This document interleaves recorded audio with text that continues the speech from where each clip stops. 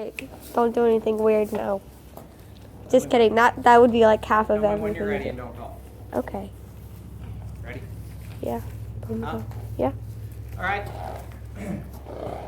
This little girl's about 4 years old. She is a Gypsy Vanner Parisian Cross mare. I know a little bit about these guys because I've done their trimming for the last couple of years. I know that she's a little bit more cantankerous than the paint that I had out, so I'm just going to walk her around a little bit, let her follow me. Just let her get used to being out in the aisleway here with me. Let her realize she needs to stop, not on top of me. She's a big girl. She knows how big she is. If you watch, she'll bend that head and try to push through me every once in a while. Whoa.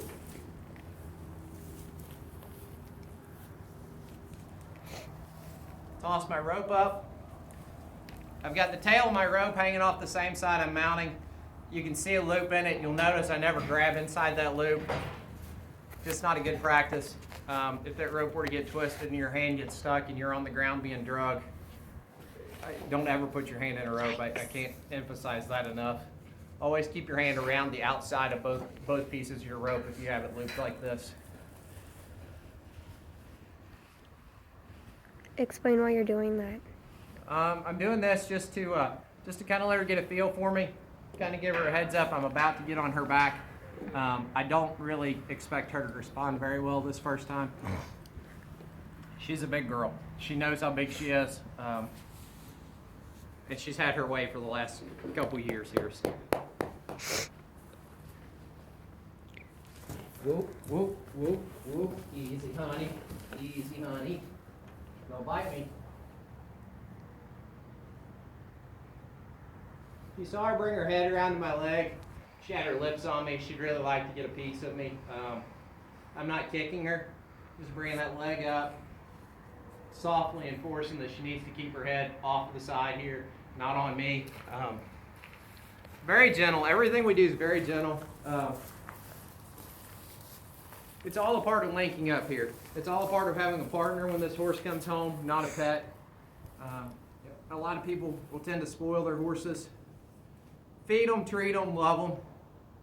Remember that they're your partner. Remember that when you take them out in the field, this is your partner. Its responsibility is to keep you safe as much as it is your responsibility to keep her safe. For people who don't watch other videos, why don't you use a pad or a saddle at first?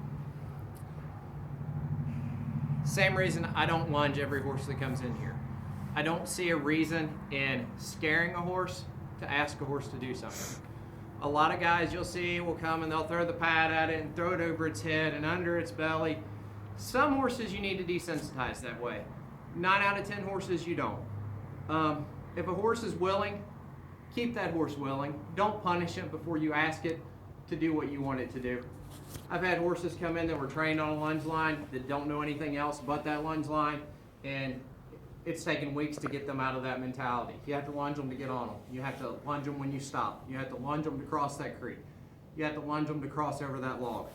When these guys come out of here in 30 days, they're getting on a trail and they're going where you point their head and where you ask them to go. Unfortunately, she thinks my leg or my arm is where she needs to go right now and have a bite. Easy, honey. Easy, honey. Soft kisses, just asking her to step off a little bit.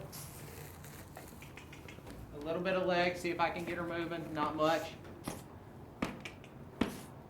I'm asking this horse to move. I'm not asking this horse to step off quick. I'm not asking her to do anything major because I don't want her to buck. I'm not ever asking a horse that we have in this barn to buck. I want them to be comfortable in what we're doing. I want them to be comfortable with legs on them. I want them to be comfortable with saddles and ropes. She's very irritated right now. I notice the low head. Notice she's dropping in those front legs when she's turning. Why do you start them out in the barn instead of in a field or a small It's a controlled area? environment. Starting them in a small area like this lets them know that they have a little bit of confinement, but not much. They have freedom to move, yet they don't have 200 feet in an arena to run. They're not going to take off and run me into a wall or in an open field where they can run infinitely.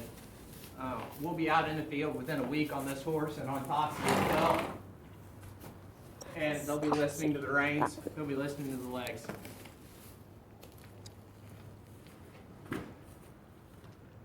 When would you suggest to start using a saddle or a pad? That depends on the horse. We have a saddle on with a rider within the first week. We generally have a bit on toward the end of the first week, going into the second week. We start these horses this way with this this halter because it keeps them soft in the mouth. Kind of goes along with the philosophy of not punishing them before you ask them to do something. You put that bit in their mouth and just start yanking on it. You're putting pressure on their mouth. You're poking their mouth with the bit when it flexes. You're poking their cheeks with it. We just don't do that here. We just don't put that pressure on them and punish them and ask them to do something.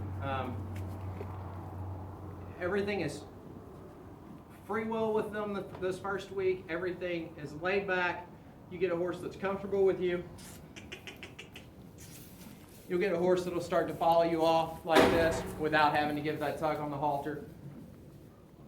Do you include clients in their training or have them come along to show progress? I encourage clients to come out. Generally, the first week I ask to have the horse on my own. The second and third, fourth week, especially the fourth week, I like to get the clients out, show them what the horse has been learning, teach the client what works well for the horse, what doesn't work well for the horse, get them out on trails with me so they're both set up for success when they go home. People will probably notice all the hay and want to know what would you suggest to feed to horses you're training or just in general? A good quality grass hay,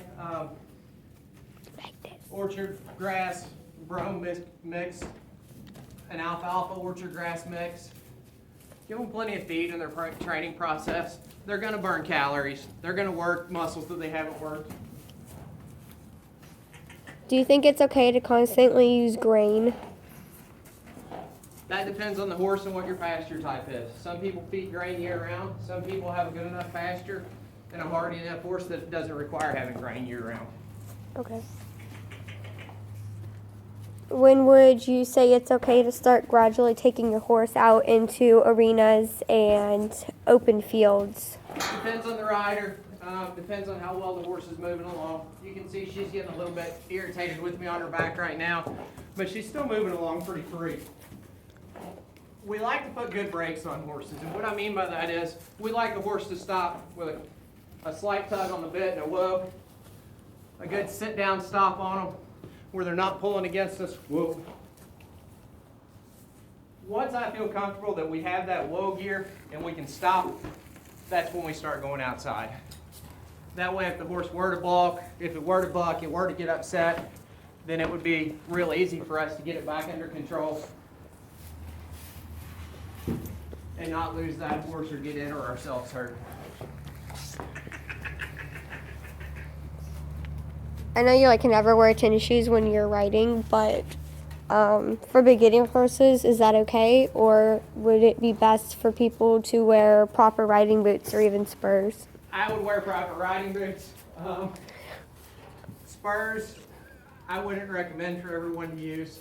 I like my tennis shoes when I'm starting out. It's easy for me to get on, easy for me to get off.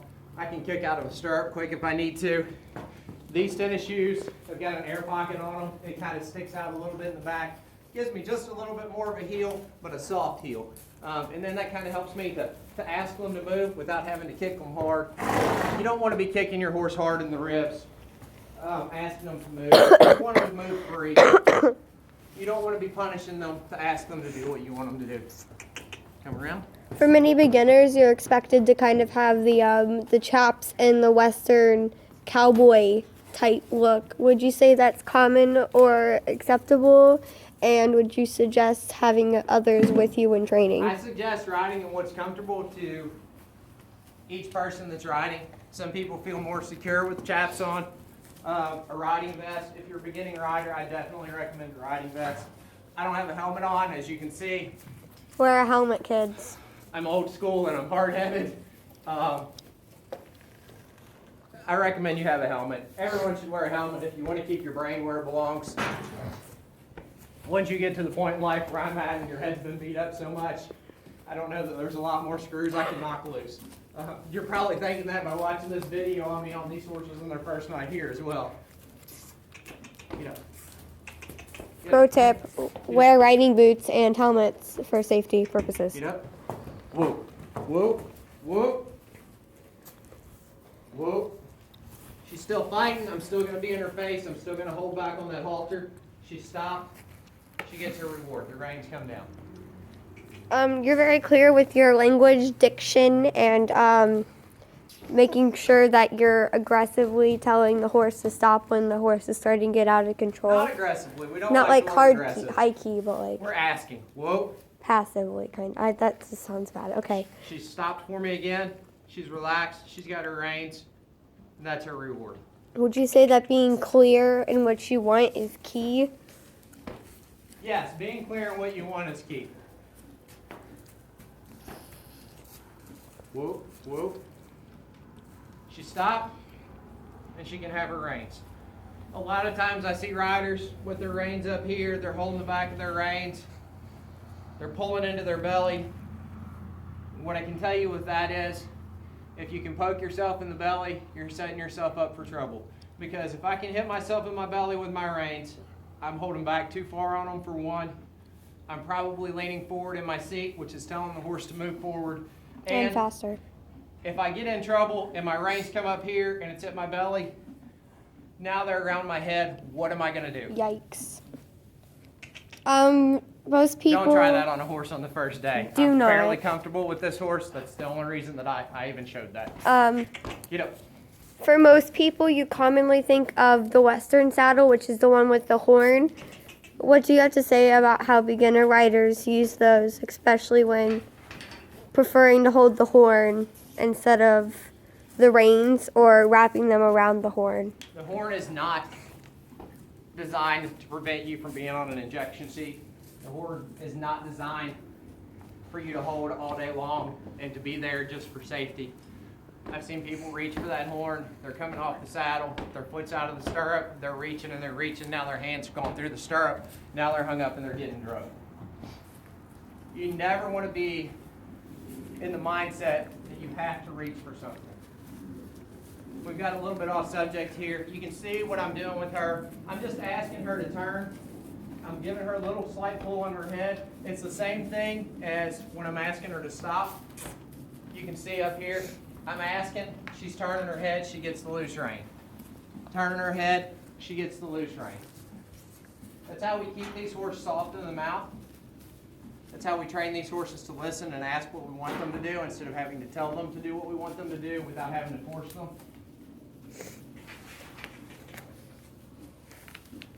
We'll come up to one more stop. You're going to push her into it. Whoa. Whoa. Whoa. Good girl. And that's it. That's her first ride for today. Yeah.